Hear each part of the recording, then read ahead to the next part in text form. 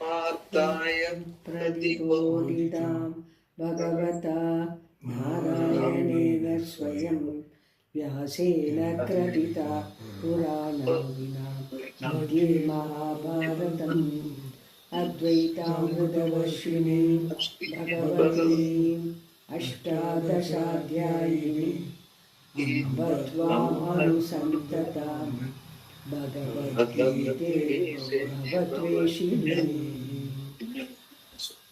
So again here is repeating what is the second chapter. Now he is reminding us all those things. Hanyate, hanyamane sarire, all those things. Atvapi sa man lokan na hanti. So here actually even the verse, even the Bhashya,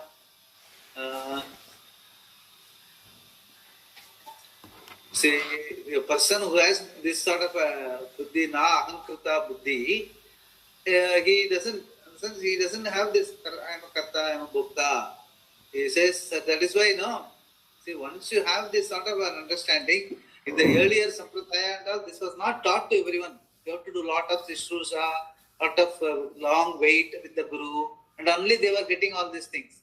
Whereas nowadays, with all these acharyas like both Shivananda and Dayananda and all that, once we are able to qualify ourselves into by karma yoga, by living the whatever we understand, we are able to distance ourselves from this karta, bhokta, bhavana and all that. It is possible, that we should make use of. That's what Swamiji says actually.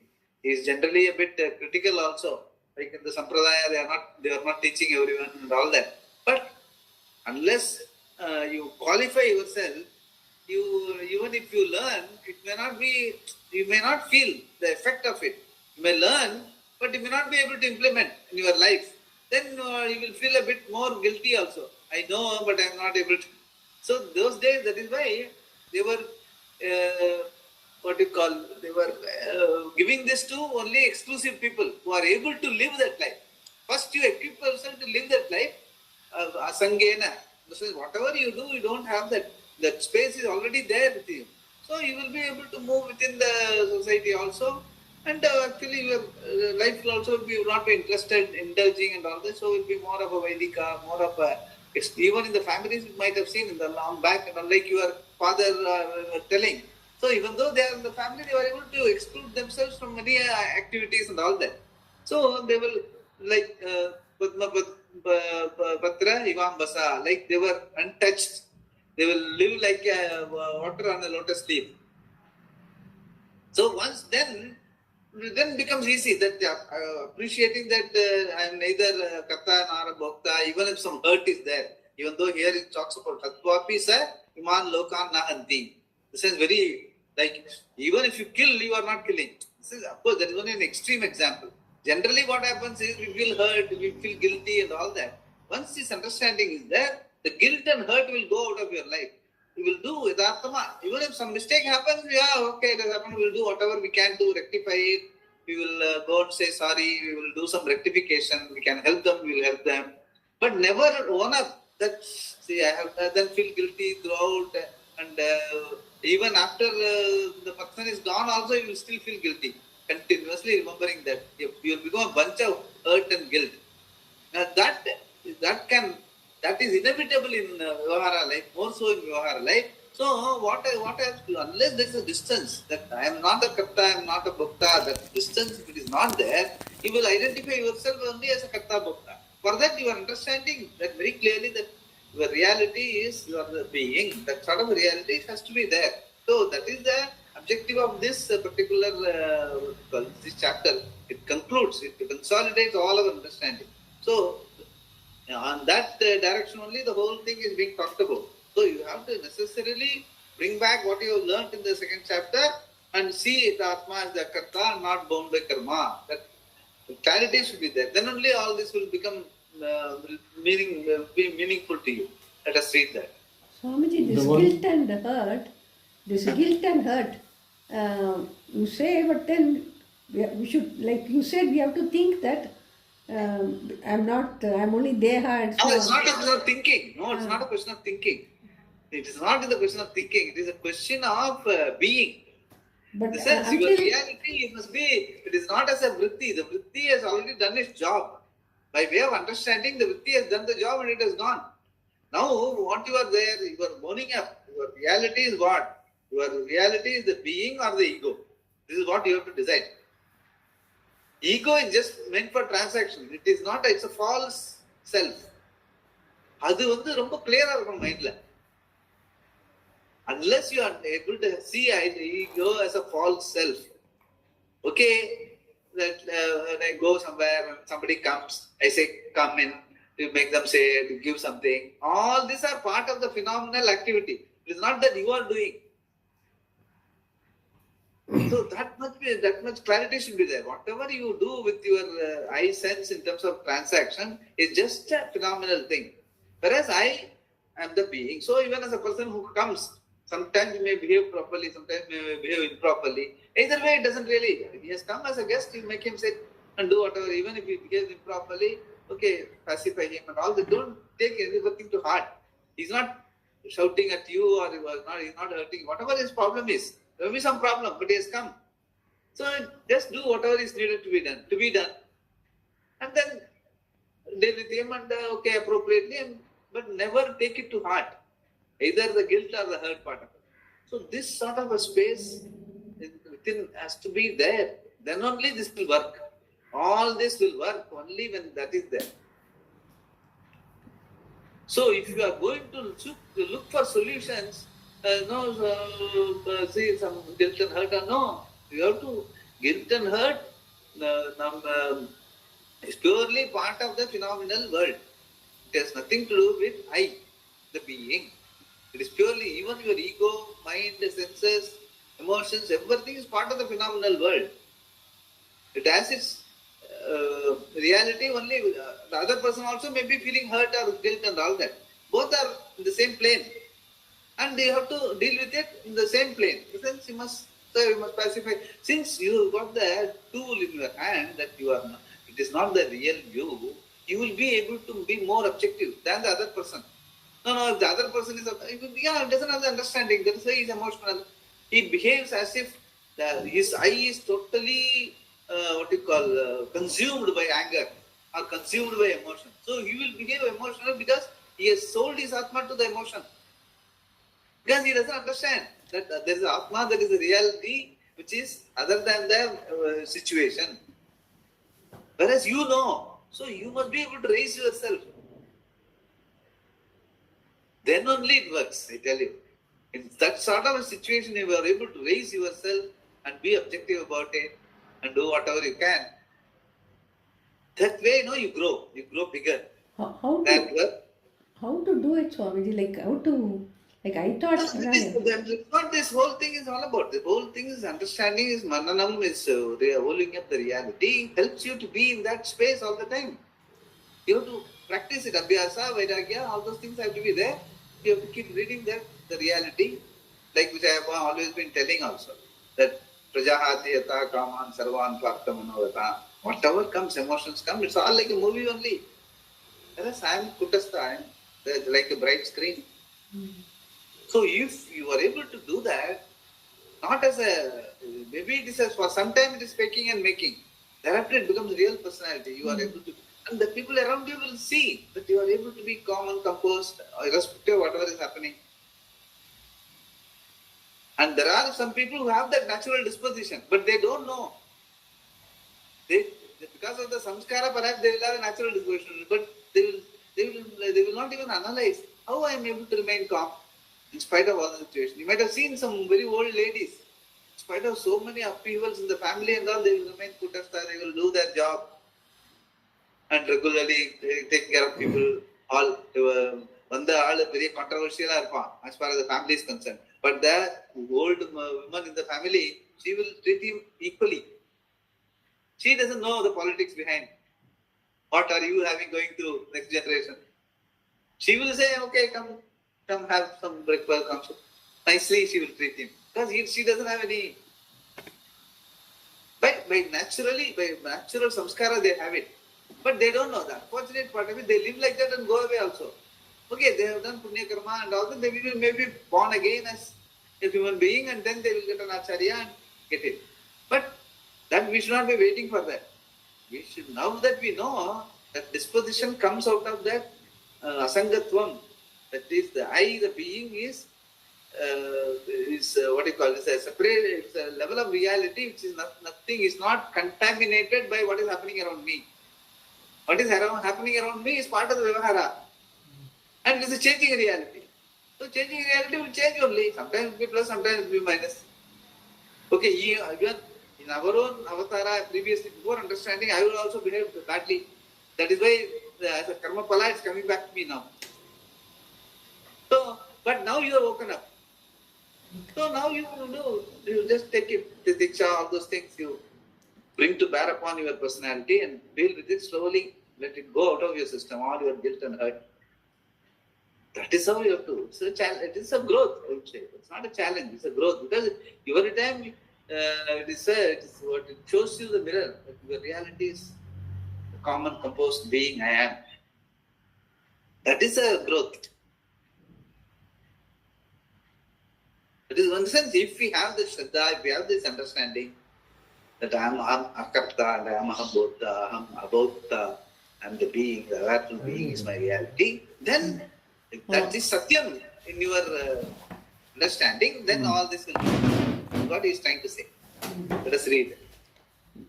The one who sees this is the person who thinks clearly.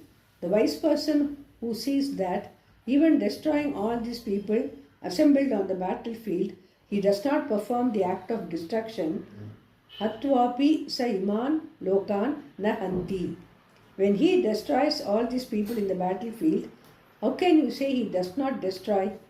Shankara says, from the standpoint of an onlooker, the person seems to perform the action. But in fact, Atma performs no action. Therefore, he is not bound by the result of any action. Na nibadhyate. It comes from the 5 factors, including the body, but not from the Atma directly. Atma is only the witness, Sakshi, the very basis, Adhisthana of the body, and all actions, but itself performs no action. It is the person alone that counts here, and that person performs no action whatsoever. What is to be done is done. When a judge issues a judgment for a person to be hanged, can we say he is guilty of taking a life and therefore has to be given capital punishment? No, because it is the thing to be done. He has no guilt whatsoever because he knows that he is just an instrument in the execution of the law. There is no ego there. This is not a sanction for killing, but by dealing with the most difficult improper action, all other actions are dealt with.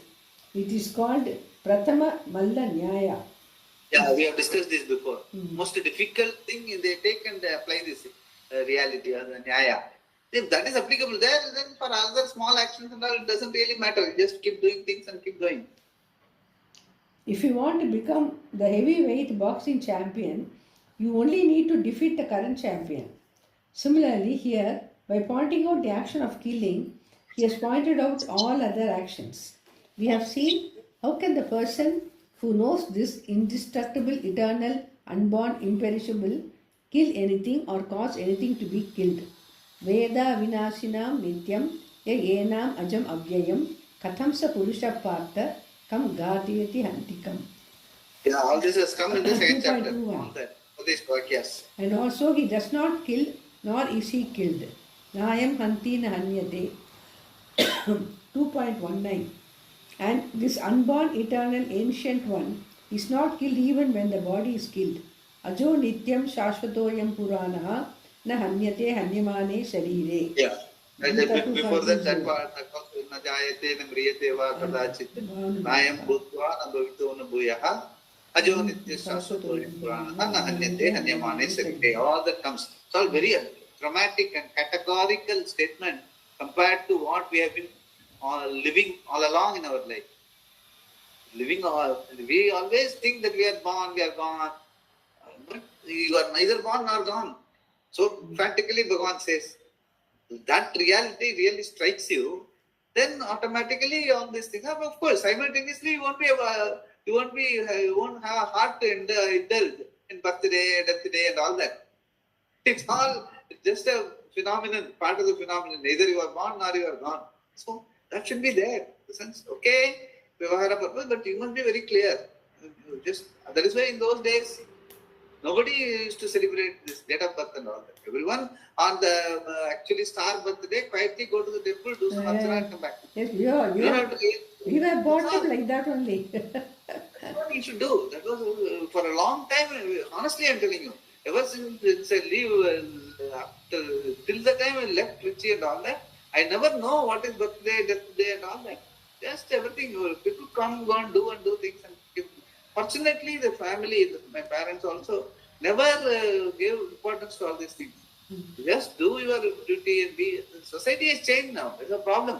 But we have moved away from the realities of life. Even in our Vyavahara, we have moved away from reality. A lot of things, we are unnecessarily insisting on, indulging on things which takes us away from the reality, instead of helping us to be with the reality.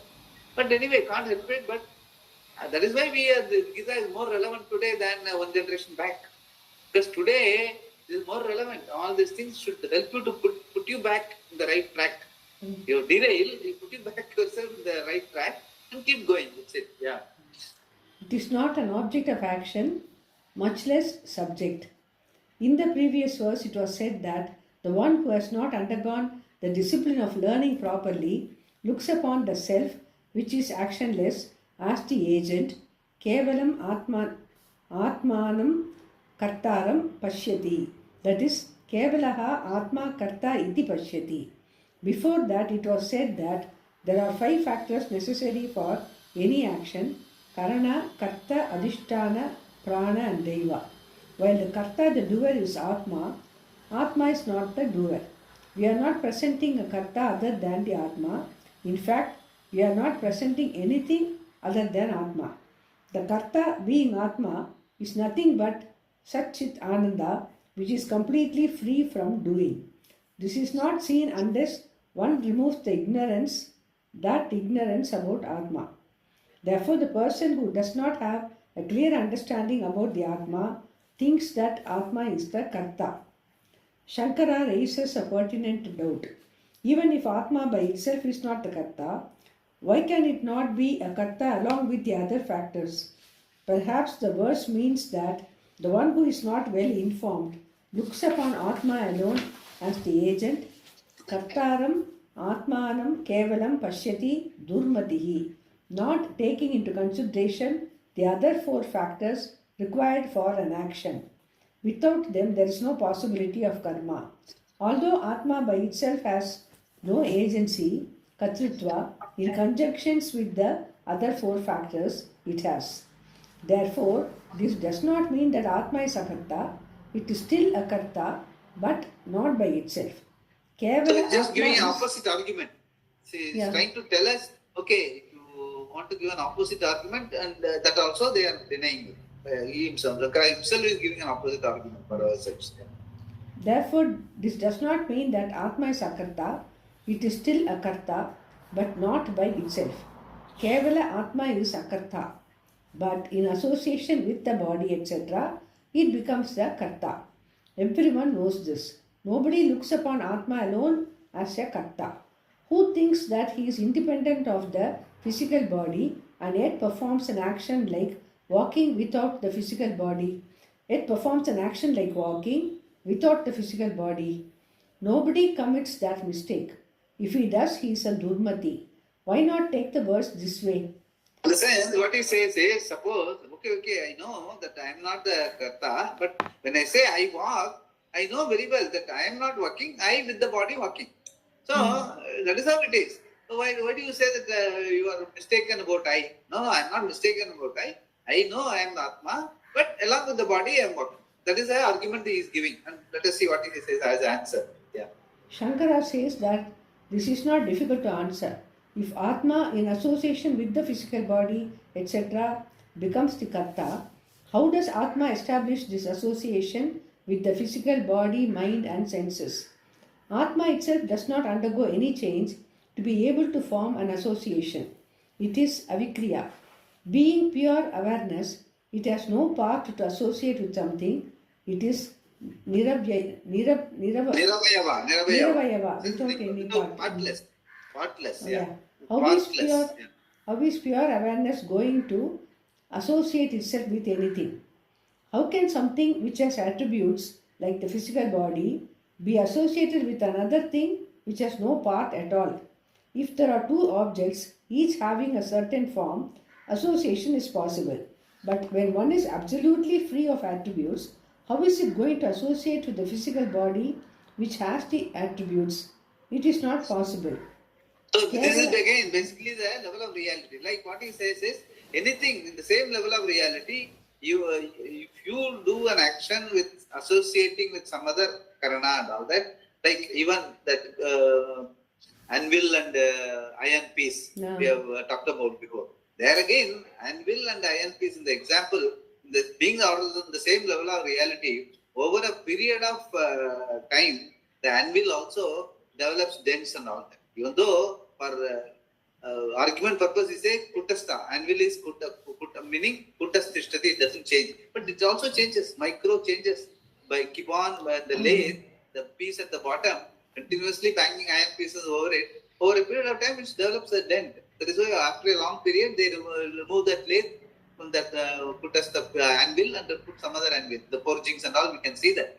So that is in the same level of reality. Here, even though Atma continuously operates the body and a lot of changes are happening in the body, you know very well.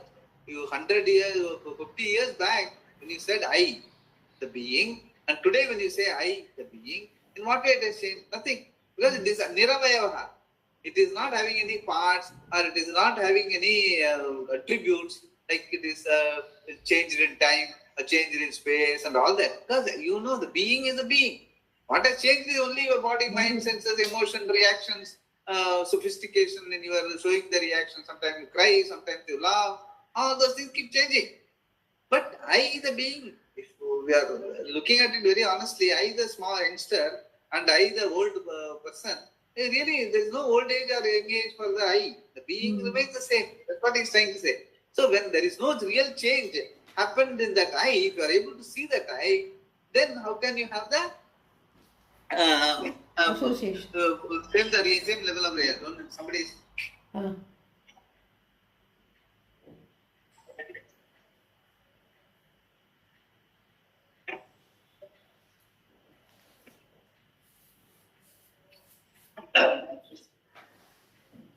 So that is how he is explaining this. Even though he says, okay, I am not doing it, I am doing it along with the body, but there is no change happening in I.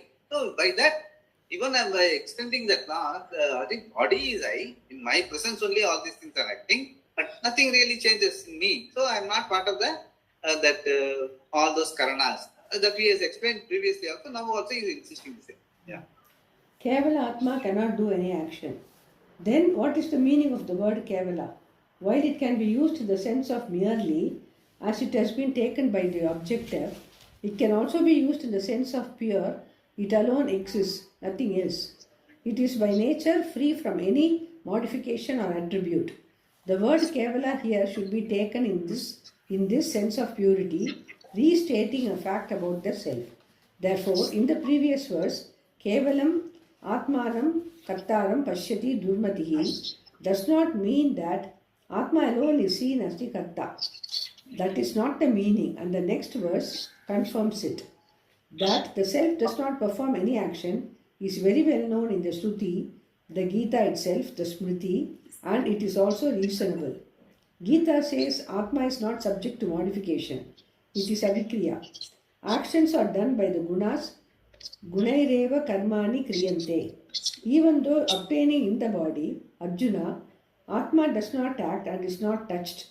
Sharirastopi kaunteya na karoti na lipyate. Gita 13.31. The same thing is said in the Shruti. He seemingly meditates and seemingly moves away. Dhyayati iva lelayati iva. So that is even in the person, even after a person who is now in the process of learning, is doing Shravana Madana and Nidhyasana and all that, even that act of learning, understanding this also, even there, You are only meditating as though. That Eva is the most important word in Shastra. Eva means it tells you the level, reality, the being's reality and every other vyavahara, including the study. What we are studying right now, Shravanam, Mananan, Nityasam also is only Eva. As if I am studying, as if, because I am not studying.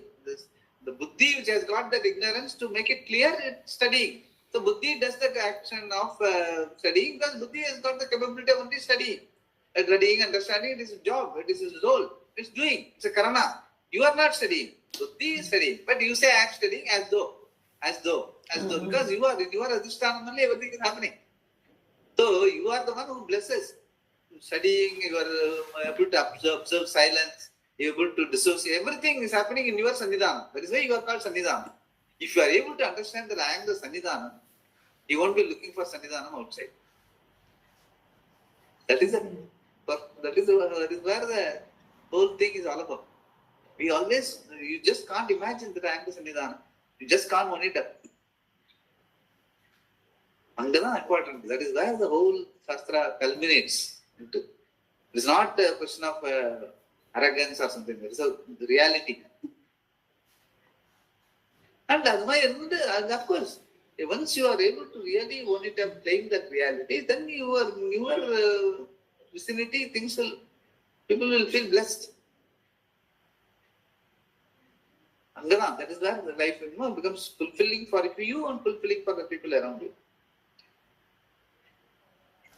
By reasoning also we can see that the self is avikriya, actionless. By reasoning also it can be established that the self is without parts, not dependent on anything else and not subject to modification. Atma is the one thing that is self-evident and therefore does not depend upon any other thing for its existence.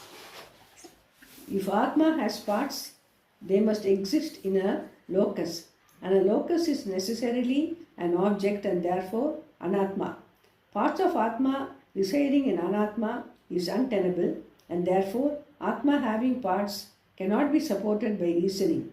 Also because it is self-evident in the form of Chaitanya, everything else becomes evident to the self, including limbs and attributes.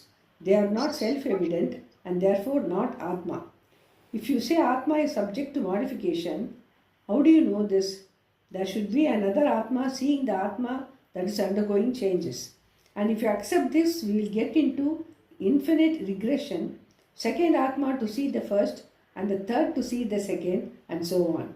Even if by some stretch of imagination you are able to say that Atma is subject to modification, you still cannot establish that Atma is the Karta, the doer.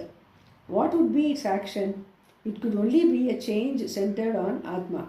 If the physical body, mind, senses, etc. are performing action, it is their action. How can their action be the action of the Atma? Even accepting that Atma is subject to change, the actions involved in bringing about that change are not the actions that emanate from the physical body, mind and senses. Further, if you accept that Atma is independent of all of them, then that Atma cannot be the agent, karta of actions done by the body, etc. When the physical body, mind and senses perform their actions, how can Atma become the karta even if it is subject to change? The action done by one person cannot go to another person who has not done that action. It has nothing to do with him. A given person's action belongs to that person alone and no one else can be held accountable for it. So, Swamiji, can you explain this? Yeah, in the sense, basically, if you say, the sense, when even if you say that what you call Atma, along with the body, mind, and senses performing action, then there should be some, when the action is done or doing the action is being done, there should be a change in the Atma, which is not there. Mm-hmm. And you know there are changes in the mind and body, and when an action is being performed, any kind of action, there are changes in the mind, there are changes in the body, and there are changes in the effects. We are seeing that. Whereas in Atma, we don't see any change. Then how can you say it is involved in action? Even for argument's sake, if you say Atma with the body, mind and senses it is acting, we don't see any change in the Atma. You find changes in the mind, body and senses. So either you say that mind, body, senses are Atma, and Atma is mind, body. That means total identity. Whereas now we are trying to learn Atma is a reality which is with the help of Atma, with the help of body, mind, and senses, you are doing action.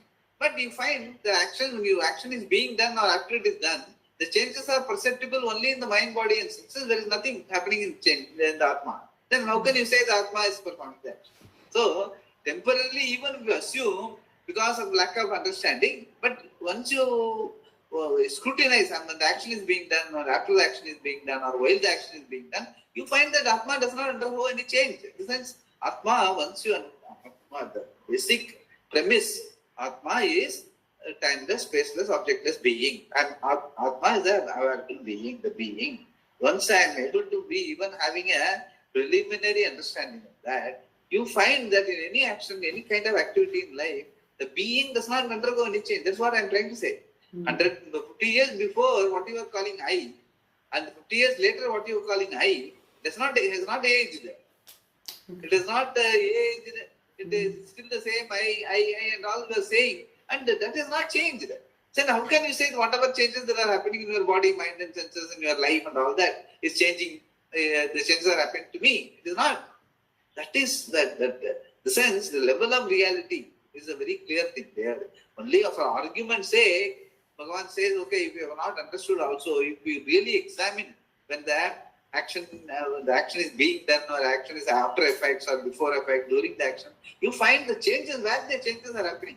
Changes are happening only in your body, mind, senses, or the external objects which you are handling. There only the changes are happening. In you, the being, there are no changes. So that is why that also proves, even if you assume that I acts through the body, mind, senses, this gets disproved that I, the being, is not really acting. It is there as a being, and everything else happens in your presence. You only give the satta and spruti, in the sense your mind operates because of I. Okay. That is why when you are asleep, the mind does not operate. So you have to give the satta and spurti to the body, mind, senses. So assuming that I, along with body, mind, senses, we act also, you on scrutiny, you find that no, nothing is happening to I. Then how can I say I am doing along with the body, mind? Body, mind, senses happen. I only, in my presence, everything happens. That is the final reality you understand. That's what he is trying to say. Okay. You may argue that though the physical body performs the action, you have identification with it and take the physical body as yourself. Consequently, due to the ignorance now obtaining, karma that is done can go to Atma. If you say this, I will say live long, Ayushman Bhava, for that is exactly what I am saying. Even then, Atma does not become the Karta. If due to ignorance Atma is taken to be a Karta, that agency, Kartrutva is not real. Shankara gives an example. A shell that is mistaken for a piece of silver does not become silver. If you see silver due to your own ignorance of the fact that what you are looking at is a shell, you see a silver which is not there at all.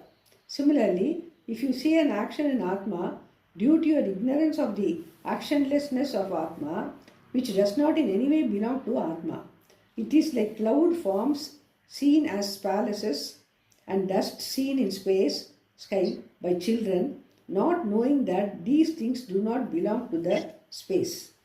This is a classic example in the Shastra. A lot of Upanishads also they give this. Like even when we are children and all that, we look at the sky, we say that there is a Gandharva Nagaram and all, there is a big city, there is a lot of horses are there, some elephants are there, and suddenly the cloud changes, then the horses go away, the elephants go away and all that. But we think that all these are making the sky impure. But sky and cloud, this thing, sky and there is no really nothing is happening. Sky is sky only all the time. The space remains. Only the clouds keep changing. So likewise, sky is like the space is like Atma. Everything else that is happening in your body, mind, senses, emotions, and all that is changing reality. No way, even though in the presence of the sky it happens, the presence of Atma, all these things are happening. Nothing really happens to Atma. That is what the example is explaining this. It is impossible to perform an action It is impossible to perform an action without bringing about any change. That is the basis of Shankara's argument. Without change on the locus of action, there cannot be any action. Conversely, wherever there is an action, the locus of that action must subject itself to some kind of change. Without action, you cannot even close or open your eyes. Even deliberately not opening the eyes implies a mental activity. Action always implies some motion, some change, and the changes that take place in a given part of the body, etc., belong only to it, not to Atma. What is said here in this verse is proper. Yasya nahan krito bhavo buddhir yasya melipyate hatvapi sa imam lokan na hanti na nibadyate. Yeah. The mind of the He one is who has explaining no that. Yeah. the mind of the one who has no notion that he is a doer is not affected. Even killing these people, he does not kill and is not bound. His mind is not troubled with remorse about what he did, and he did not do because there is no ahankara. That wise person does not do the action of killing, nor is he bound by result of action. Yeah, basically ahankara means aham karta iti bhava. It's called ahankara. Ahankara is called ahankara because aham karta iti bhava. Whereas kartrutvam belongs to the body, mind, senses and all that. Whereas I is a level of reality which is different. But if you mix it up, then ahankara comes. It's a false sense, false I. That is why it's called ahankara. In Sanskrit they have clearly named it. If your mother tongue is Sanskrit, when you say ahankara, you know very well it's not I. But since we don't know, we have got a foreign word called ego, and we say ego is self, personality development. What development? The not I is getting developed. For what? For Vyavahara, for the company's purpose. That people should be alert enough to understand. It's not I, okay, it's a job description, like role description in life, ego. It is like a donkey. It has to do my bidding. I should not do its bidding. அப்படிங்கிறத ஞாபகத்தில் வச்சுட்டு when we go, okay, you operate. That alertness is important. We just get consumed by the world which we have created and created trouble for ourselves. But Swamiji, sometimes we see people ignoring our words, not due to this, like what you said, but due to some, that feeling, I don't care whatever you say. There are Yeah, people that is it, because even though he may say, I don't care whatever you say, that fellow's ahankara is very at the peak. Yeah, it's not that he is disassociated with that and all that. He doesn't know anything. And other than the ahankara, does not exist for him. That is why when he says, I don't care, he cares much more. I'm telling you this. When a person says authentically or aggressively that I don't care, that means he cares. He cares more than what he is supposed to do. No, sometimes they don't say, but you see them, their action, they don't care what. Purely because of egotistic attitude, total importance given to ego. As his life is driven by his ego. And that is where the problem, since it's a false self, it is not going to sustain. It will someday or other he will find out it has been the problem. It has created problem for himself. Yeah, it takes time. What to do? It looks apparently he has won over you for the moment. But it's not so. Because reality always bites. Comes back to bite. That is what it is. That we have to be alert to that. We cannot say temporarily temporarily, even for some time it looks like everything is going okay. But as long as you are in tune with the reality and you act as per the reality, whatever to be done is done. You don't get carried away by emotions because you are already understood that all these are the realm of phenomenal. I being is not getting affected. So I will do whatever is needed to be done in the given situation and keep going. However the other person behaves, if he is within your amenable to your reason and he is able to change himself, fine, try it. Let me have the ability to accept things which I cannot change. Let me have the will and effort to change things I can. People. Things I can mean including people. So they are able to amenable to reason and they are able to change, fine. Otherwise, you have the wisdom to know the difference. The two. Don't try to change what cannot be changed. For the moment, basically. Whether it is people or situation. That is how you have to keep moving. Sankara points out this statement in the second chapter of Gita. He does not kill, nor is he killed. Na ayam hanti, na hanyate. That is because it is said, he is not born, na jayate. This I have already told. Na jayate Mriyate priyate vatanachi. This statement reveals the changelessness of Atma. The entire view of the Gita Shastra is presented here properly.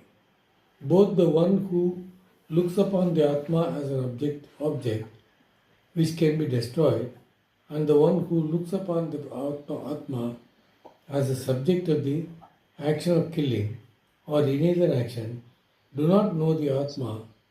Ubhav tau na vijanita.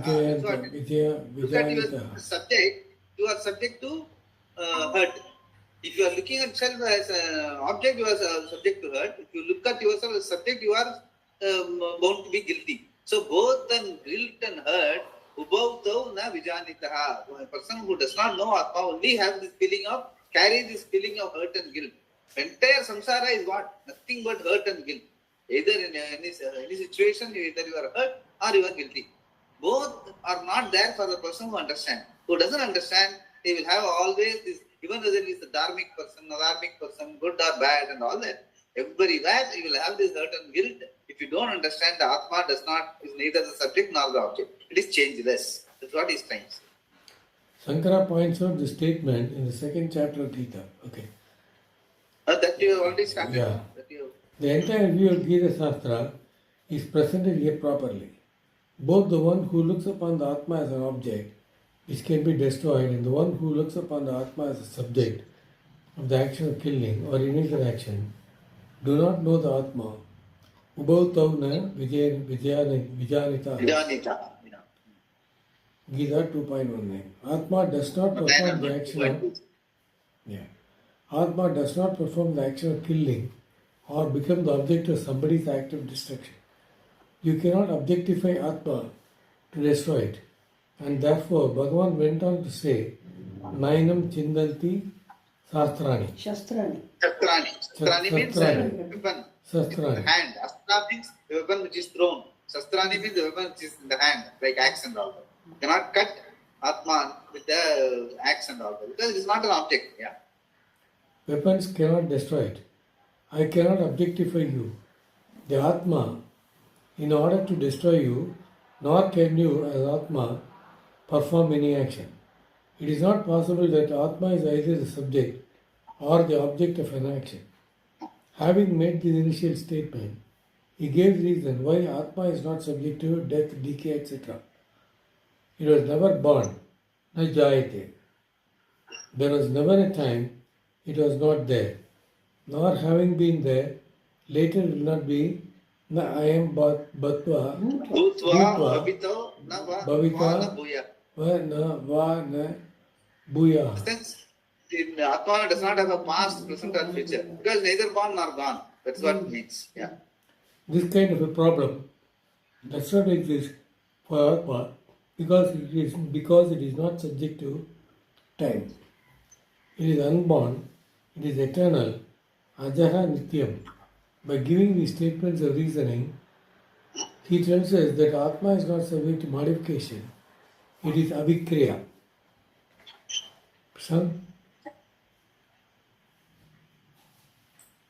Yeah, suddenly in between connection means I don't know where you are in between. Avikriya, okay. What kind of action one can one perform? Again, Dane? Yeah. There are two types of actions, one that you do and one that you prompt someone else to do. Both are your actions. But the one who knows this indestructible, eternal, unborn, imperishable Atma does neither of the actions. How or whom will that person destroy or cause to destroy? So all this quoting and from the all Give me 2.1. yeah. All the same thing. Yeah. He does not perform any action whatsoever. This is sarvakarma sannyasa by knowledge. such a person is no longer enjoined to do any karma because he is not a karta. Having said all this briefly at the beginning of the Shastra, in the second chapter of the Gita, Krishna elaborates upon it wherever there is an occasion in the Gita. Even while doing, he does not do. He says, seeing, hearing, touching, smelling, eating, going, sleeping, breathing, etc. He does not think he is doing any action. Naiva kinchit karomi iti yukto manyeta tattvavid ashyan, shrinvan, sparshan, jigran, ashnan, gachan, papan, swasan. So, sir, So, all kinds of activities, All kinds whatever you are of- doing, our life, some few examples is given. Everywhere he must be able to do, is doing the phenomenal things happen in life. And I am doing, this is my instruments of action, like body, mind, senses play that part. That's all. It is not that I am doing. This Veshti instruments play their part in the Samashti. It's all happening in the Ishvara Sannidhanam. And I am the being. That reality, you are Smaranam. That is, that be alert to that. That's what he is trying to say. Gita 5.8.9. He also says, the one who 8.9, 8 and 9. 5.8 and 9. 9. 5.8, 8 come on, and 9. 9. Rendu slogam. He also says, the one who sees inaction and action and action and inaction, karmani akarmaya pashyet, akarmani karmaya. This we have seen, yeah. Gita He knows the- 4.18. He knows the truth and says in the 13th chapter, even though obtaining in the body Arjuna, he does not act. Gita 13.31. Yeah. We have seen varieties of verses like this in the Gita showing that Atma does not perform any action. Now he sums up the vision of the entire Shastra to bring it all together in one place. It is something like gathering rice grains that are scattered all over into one heap. Krishna knows he is reaching the end of his teaching and therefore sums up the whole topic under discussion by saying here that the wise person, the one who knows Atma, does not destroy nor rebound. The whole Gita deals with pravritti and nivritti. The whole Gita Shastra is dealing with karma and sannyasa. Shankara also makes it clear in his introduction that it is centered on pravritti and nivritti. And Lord Krishna himself says, Arjuna, in this world, a twofold commitment was told by me before. Knowledge for the renunciates and karma for the karma yogis. Loke asmin vivida nishta pura prokta maya No. Loke asmin vivida nishta pura prokta maya naga jnana yogena sankhyanam karma yogena yogina. That's what is very famous statement. You must. Loke asmin vivida nishta pura. Pura No. Nishta. Nishta. Pura Prokta. Loke asmin vivida nishta.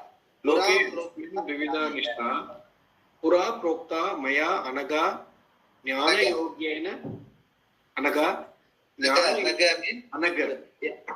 Aga means papam. Anaga means a blemishless fellow. Arjuna is addressing Arjuna as blemishless fellow. Anaga. Jnana yogena sankhyanam karma yogena yogina. Gita 3.3.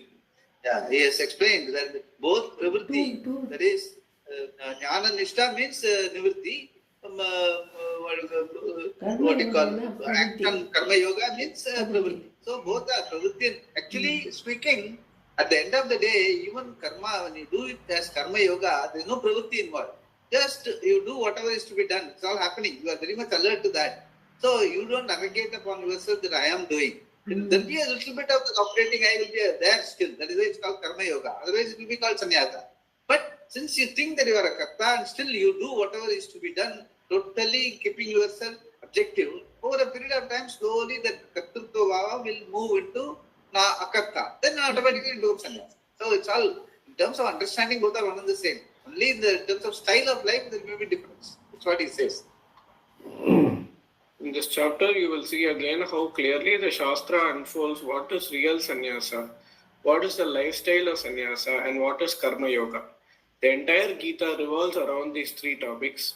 Sarva karma sannyasa is the main thing to be accomplished, for which you can live a life of either karma yoga or karma sannyasa, in which there is no other pursuit but knowledge. In both these pursuits, there is karma pala tyaga, renunciation of the results of actions, because actions are not done for punya but for moksha. The one who has the knowledge of the Atma is completely free from karma, because he no longer has any sense of agency, kartritva, and therefore no identification with the body. It is very clear to him that he performs no action, because all sense of agency and actions stemming from that are caused by ignorance. When this is so, there is total renunciation of all actions in the form of knowledge, and therefore the three types of results of karma, ishta, anishta and mishra, do not exist for him.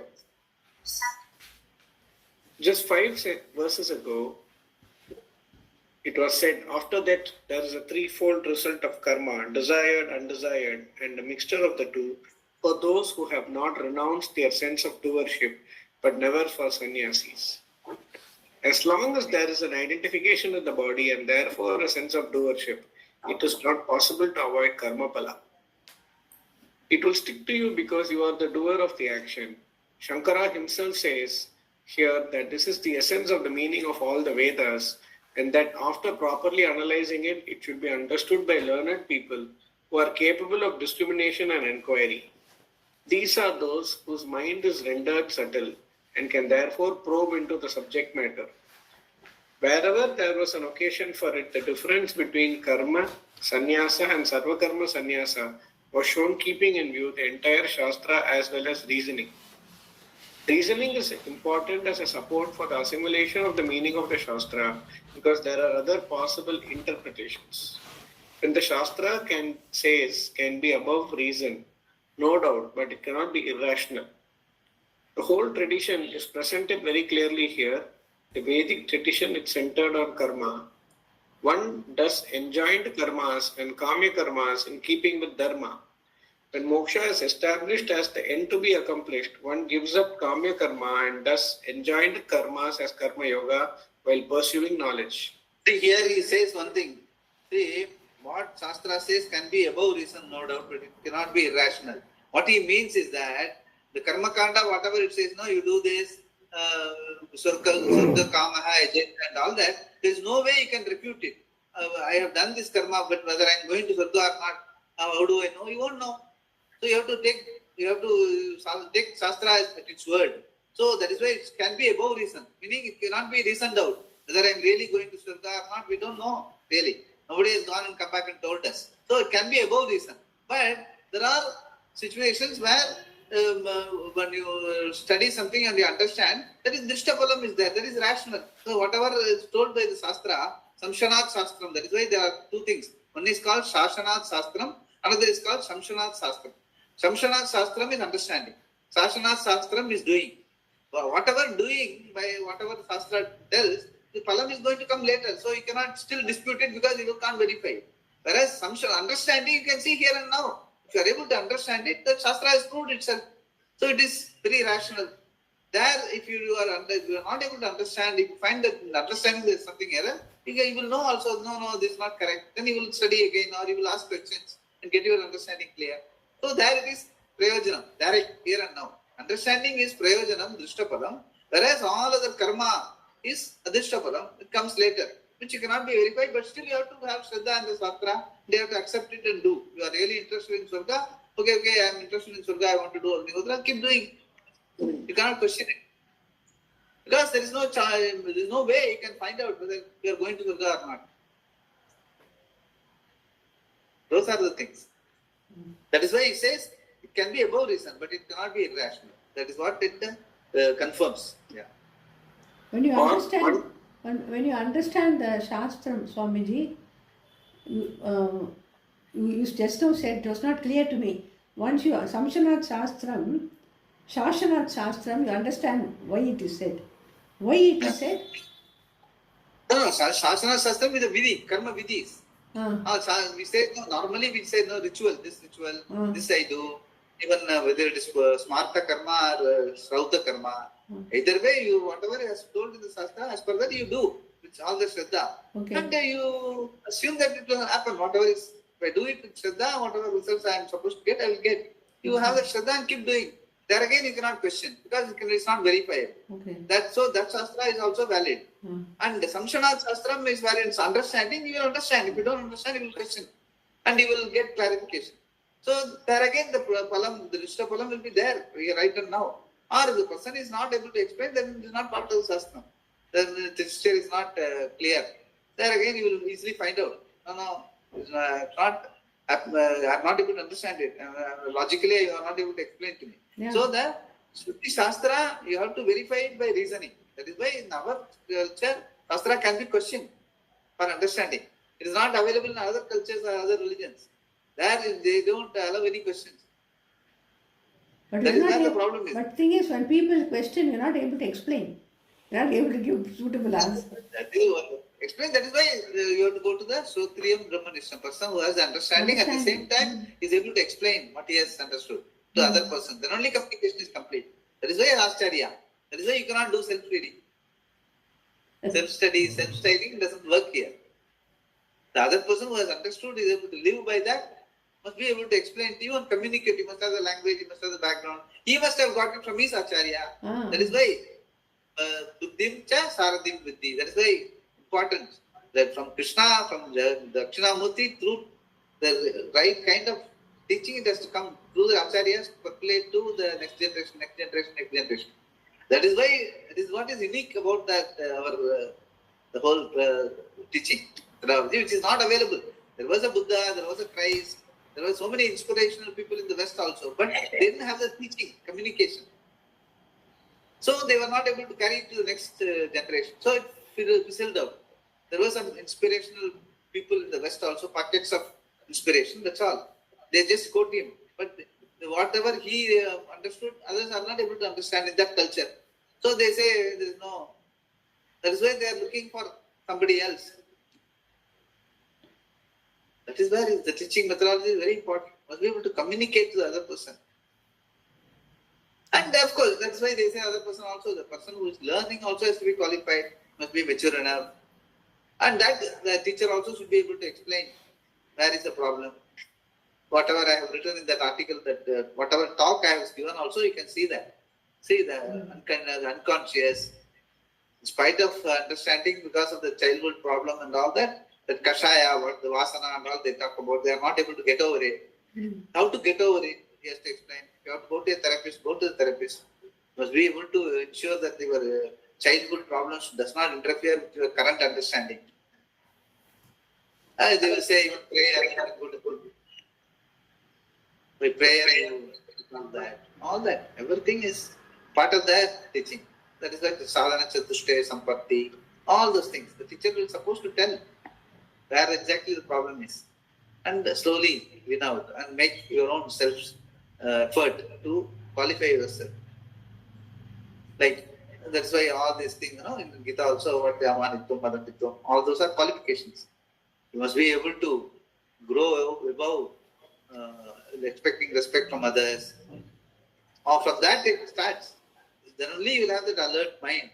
You will be able to one up this reality. When it is told that you are Purnam, you must be able to one it up. Only when a relatively peaceful mind, relatively a stable mind, a mature mind only can accept it. Otherwise the questions will keep coming. Some part of it, your mind is not ready, it will keep questioning. So that also you have to work out. That is what Karma Yoga. And you have to grow above that. One particular area you are not able to win over. Like for example, you get easily, you are very sensitive when somebody doesn't behave properly and all that. Get over it by faking it. Next time the other fellow doesn't behave properly, you with a smile accept it. Slowly get over it. For a period of time you will be able to get over it. That is where Abhyasa and all the Vairagya comes. Then you will have a Samatvam. The mind will be ready to accept one of this reality as Atma. I as Atma is changeless, blemishless. It doesn't get affected by situations in life. Then relatively it will have that. Then slowly you will find that that is a reality that Shastra talks about. You will be able to own it up. First relatively by way of attitude and values, then absolutely by way of understanding. So that relative tranquility has to transform into absolute tranquility as your nature. That is how it is. That is how the progress is. Yeah. Or one gives up even the enjoined karmas and pursues only knowledge. All this one does for moksha, which is the complete giving up of doership, something that is possible only by knowledge. You do not do anything in reality. In the wake of knowledge, Atma is discovered as one which is incapable of action, and in that sense, the renunciation of doership takes place. Therefore, there are no byproducts of karma for this person, no karma phala, no more birth and death. In these few lines, the whole Gita Shastra has been summed up. Previously, we saw the fivefold constituents of an action, adhisthana, etc., and then the grouping of the actions themselves under three heads, kayika, vachika, and manasa. Now, what exactly impels one to do these threefold karma? This Krishna tells in the next verse. Yeah, so we'll see this tomorrow. So, beautifully, in the sense, one is Ajo Nitya Ajopi Sanna, Vyatma Sanna, Bhutana, Vishwaropi Sanna, Prakritim Swamadhishtaya, Sambhavami Atma. Tell every day, Kayana Vacha Manasendriyeva, Buddhyatmanava, Prakriti Subhava, Karomi Yadhyat Sagalam Parasmai, Narayana Ayat Samarpayami. So here also you say, because of Prakriti, I am doing all this. And Bhagavan also says, because of Prakriti, Sambhavami. So both are putting the blame on the Prakriti. Means what? Prakriti, what is changing? So, because of change, it appears there is a Srishti coming up, Srishti folding up, Srishti coming up, Srishti folding up. It is happening every day when you go to sleep, and the Srishti comes back when you come awake. Bhagavan also, when the Pralaya happens, Srishti folds, then again comes back. But both are Prakriti only. Then what is Purta? The being which is sleeping, Purnam, and the Vitra, after Pralayam, who is there, that is also Purnam. They are one and the same. Purusha is one and the same. Prakriti keeps changing. That is what he says, no? What he has explained now is only the Prakriti part of it. Kayana, Kajika, Vachika, Manasa, they are all Prakriti. So, why Nambaye Akshara Potikron? That is a question. Prakriti, நம்ம சொல்றோம் daily காயன வாச்சா மனசேந்திரியேவா புத்தியாத்மாவா பிரகிருதே சுபாவா கரோமி யத்யத் சகலம் பரஸ்மே நாராயணாய சமர்ப்பயான் daily சொல்றதுல அர்த்தம் இல்ல. If you don't have meaning, you are fooling yourself, you are fooling Bhagavan also. Okay. அது சத்தியமா when we say that, we should be beauty is and our culture we have it. 3 times a day we do when you do Sandhya Vandan, and when you do any puja also at the end of the puja you say that. So when we are saying that, why can't we mean it? Leah, what we say we should mean. The problem is that only. இது நம்மளோட mother tanka இல்லாதனால அது எதுவோ சொல்லிட்டு போறோம். அது இந்த அளவுக்கு அது மதர் டங் அளவுக்கு அது நமக்கு பூர்ணமா இருக்கணும். But at least people who are in this culture, by now, that should be equivalent to mother tongue now. Kayana vacha should be mother tongue now. அதே மாதிரி தான் அந்த அஜோ நித்திய சாஸ்வத சொல்றோம் இல்லையா, வாட் இஸ் இட், அசாதித்யோ பிரம்ம பிரம்மஸ்மி பிரம்ம சித்தி, அதை நம்ம கையை மனசுல வச்சுட்டு சொல்றோம். அதுவும் நமக்கு சத்தியமா இருக்கும். பியூட்டி நம்ம கல்ச்சர்ல இருக்கு. எவ்ரிடே 3 times a day சந்தியாவந்தனம் பண்ணும்போது சொல்றோம். அதை ஏன் நம்ம சத்தியம் பண்ணிக்க முடியல? இது பண்ணிக்கணும். Because Shastra says, now we have got an Acharya who says that it is Satyam. Prakriti Prakriti. Purusha is you. Purusha asangaha. Purnam. Purnam, once we own it up, automatically life sorts out itself. Everything happens around me. Whatever has to happen, I'm just, the body, mind, senses act upon them. That's all. Our ego is just an operating, coordinating the body, mind, senses. Just like the horses, the Rata Kalpana is there, no, the reins, holding it together. That's the ego. Arati is a murti, buddhi. And once he has understood, he is Bhagavan. Buddhi to Sarati Murti. So that's why, even though Sarati means the charioteer or the driver, I always say Sarati means Partha Sarati. You must be, the buddhi should be Krishna's buddhi over. Yes. That has come through the generation. Krishna to Acharya, Dakshinamurti to so many Acharyas, my Acharya, it has come to me. I will be, whatever, if I have the Shraddha in the Acharya, I will hold myself like Sarati. Automatically everything falls in place. Let us do that. Purnamada Purnamidam Purnat Purnamudachyate Purnasya Purnamadaya Purnamevavasishyate. Om Shanti Shanti Shanti. Hari Om. Shri Gurubhyo Namaha. Hari Om.